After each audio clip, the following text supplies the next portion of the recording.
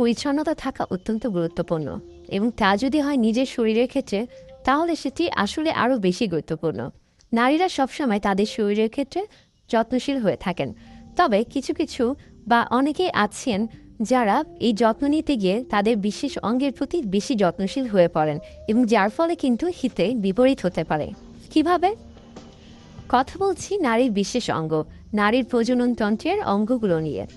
নারীর প্রজননতন্ত্রের যে অঙ্গগুলো রয়েছে তার মধ্যে কিছু অংশ ত্বকের ভিতরে অবস্থিত এবং কিছু অংশ কিন্তু ত্বকের বাহিরে অবস্থিত।